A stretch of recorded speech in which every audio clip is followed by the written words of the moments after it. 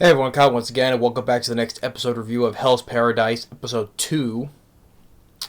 And this show has been very interesting and really dark, gritty, and especially an atmospheric look of the show, you know. And with this episode, we get a little more, we get a little bit with Sagari, who, you know, the girl that was interviewing Gabby Moreau, who also has the bladed sword, you know, to execute people, right?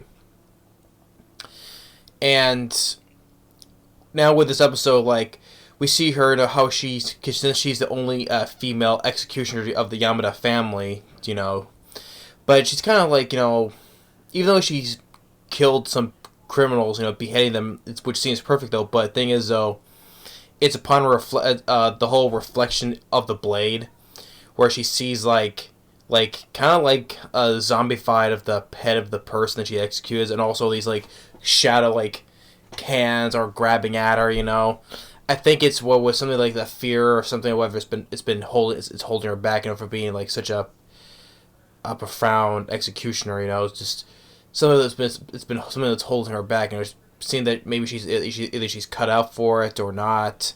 We see like when she was little, flashback when she was little, like kids were like throwing rocks at her, you know, and when she first picked up the blade of the sword, she saw like herself in there, you know. So, but to get more but it was a little more, you know, getting a little flashback about what with her coming about, right, and getting back with Gabi Moru that Sagari and some all these other guardsmen and this one Shogun guy, they gather a bunch of all these different criminals, you know, murderers of all kinds, and they tell him about this journey that they're going to go on to this paradise, which to find the elixir of life. And like some of them, like even one person, like is even cackling, you know, saying that how this one guy just kills women and children just for the fun of it, right? Saying like, you know, how if he gets this elixir, he'll be free to do whatever he wants all over again.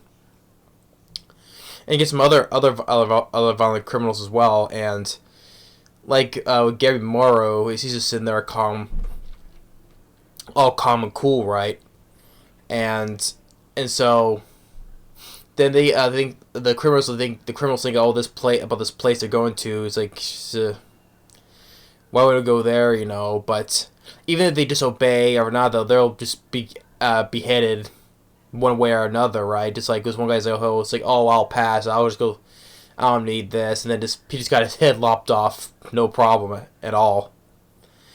And then they show, which was I thought was very disturbing, where like I said, how this series is being very dark and gritty, right? Because they bring in this corpse, which is kind of alive, but it's not saying it's not human no more.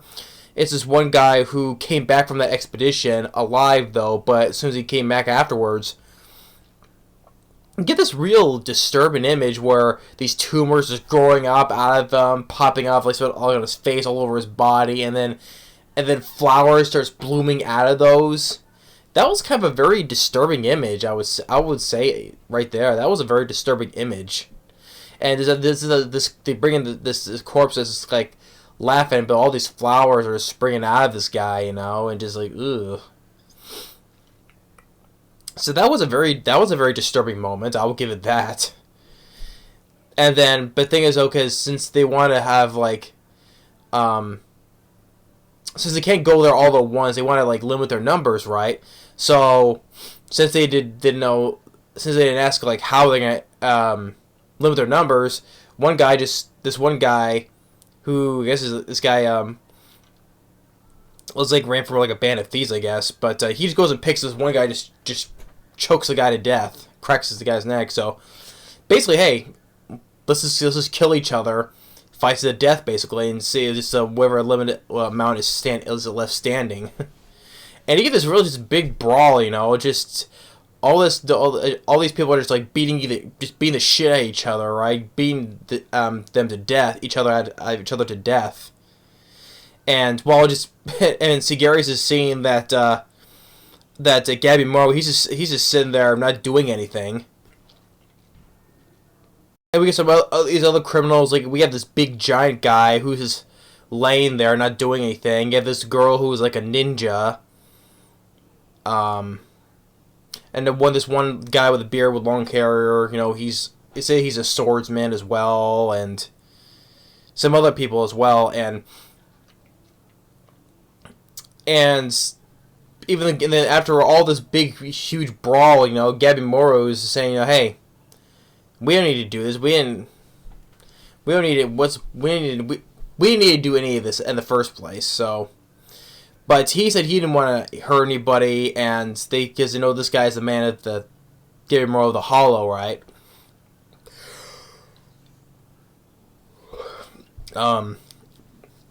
He doesn't want to kill anybody, but since these guys are going to go at him, right? He was left with no choice but to kill these guys. Like, he goes and rips this guy's throat out with his teeth. I mean, that was like, oh shit, rips this guy's throat out with his teeth, and he's just killing all these guys with his hands. And the Lee Show guy who was sitting there, who was kind of like enjoying this brawl to the death, though. But then but it kind of has a little change in tune once you see what a monster that Gabi Moro is capable of. That's why he's called the Hollow in the first place. I mean, everyone's just in shock and awe just how brutal this guy is, right? And Sagiri is on looking as well, seeing what because, well, in the first episode, like, we used his fire powers. We just saw the aftermath, right? So we didn't know what he could have done, though. So even Sagiri and everyone's are just looking on what this guy's doing. And we see like Sagiri, she's like crying, and also once again looking at the reflection of her blade, just seeing like her and then Gabi Moro in this whole image of him, what he is. So it was just really how was it? It was a good episode, no doubt about it, though. But it was just how edgy and dark, and just how essentially all these homicidal maniacs, will fight each other to death, to limit their numbers. But I'm saying, but even some of these guys do survive to go to this island because they're gonna be going there with it being monitored anyway, with these guards watching them as well. Like, let's say if you deviate from anything else, you'll be beheaded regardless, or if your monitor or whatever is off an hour or is an accident, you'll still be killed regardless. So it's a no-win situation for them, but all you do is bring the elixir of life back to them, and you'll be fully pardoned. Authenticated, basically. So, but with Sagiri just looking out, when she saw all that carnage that Gabi Moro did, she starts tearing, I don't know if that was a tear of joy or anything, And she sees the reflection of the blade between her and him. She knows that this guy is something else, But like with Gabi Moro, he didn't want to kill any of these guys in the first place, but he was left with no choice, though. But remember, as recall, the one thing he has attachment, originally he thought he had no attachment to life. But the only thing he does have the fourth thing in his life is his wife, from we saw from the first episode. Because she's the one who broke through to him, and kind of like warmed his heart up, So that's the only thing he has anything to live for. So, but he's gonna do this regardless. So, and Sagiri is who's gonna be watching him, and the remainder of the criminals are left, like the one blonde guy who's like the bandit, and then, like I said, the one guy, the big giant that was just lying down, the ninja girl, this other girl we saw sitting on the floor. I think it was a cannibal, and then the sword master and some other ones too. So all these, they're all going to go to this journey, which is say, oh, there's no danger, which I'm like, understatement. That's not even an understatement. That's like just like a lie right there, though. But we know because they say it's places. Oh, there's not dangerous. It's a paradise, though. But it's not what it is. What people think it is. Because after what they said, where they showed that disturbing corpse, all the flowers and the tumors, the tumors growing out of this guy, and just the flowers coming out of it, just that's an outright lie. There's no danger. Yeah, it's not gonna be as. Otherwise, if there's no danger, why are you taking all these criminals to this place just to retrieve it? So, Yeah. But Hell's Paradise episode 2 was really another good episode. Like I said, we get this little battle royale with these criminals just to limit their numbers because they can't. Everyone can't go there all at once because the boat won't take it. So they just limited their numbers by killing each other. Gabby Moore, we saw what he's fully capable of. That's why he's named the Hollow in the first place. But he said he didn't want to kill these guys in the first place. But since they left him with no choice, he had to. Just rips the guy's throat out with his teeth. With his freaking hands.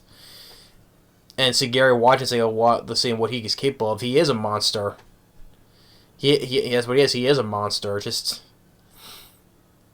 And the whole thing with Sagari with her backstory, even we saw her cut some heads though, but even though it seemed like it was perfect though, like I forgot to mention, like back when she was just watching, right?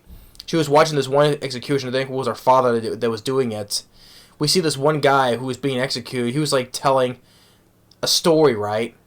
He was telling a story, but as soon as that guy was beheaded, the body was still moving. It was enough to able to, despite the head off the body, the rest of the body was like just went to a bow position, because I guess it was that swift and quick. The body just didn't had some time to move on its own, like as if the head was still on the body. It was able to go into a bow position despite having no head at all. I'm like, damn. Because the guy was just telling a story, nothing else. So, I guess the person knew he was going to die anyway. But he was just telling a story, and then after that, the rest of the body just went to a bow position with no head. But with Sagari though, like I think she has this fear that's just holding her back. That's why she's always looking at the reflection in the blade, seeing all these images, and reflecting upon herself, and so I wanted to, which this character, probably because she was criticized big when she was a kid, though, but her being the only female executioner in this prestige of executing family, right? She can do the job, though, but she has that fear that's holding her back, because you're supposed not to show no fear or anything in this while doing these grisly jobs, So, but episode 2 of Hell's Paradise was such a crazy, gritty, brutal episode, and looking forward to see how the rest of the show is going to go off, because now that the group together, they're just to go off to this so-called not dangerous place. That's why I used to say it's Hell's Paradise. But yeah. It's just right. It's like, hey, take the Guns N' Roses song, take me down to the Paradise City where the grass is green and the girls are pretty. Paradise City, yeah. But anyway, that's episode 2 of Hell's Paradise. Really a good episode. Really brutal, gritty, edgy, dark episode. Which this series is already gonna be dark as it is. So, but yeah, this is just where the atmospheric look of the movie. The show I'm really liking shows how dark and gritty it is. So that's another thing with the animation. It's like atmospheric look is really edgy and gritty and dark. But anyway, that's episode 2 of Hell's Paradise. Thanks for watching. Stay tuned for the next episode review of My Home Hero, and we'll see you next time.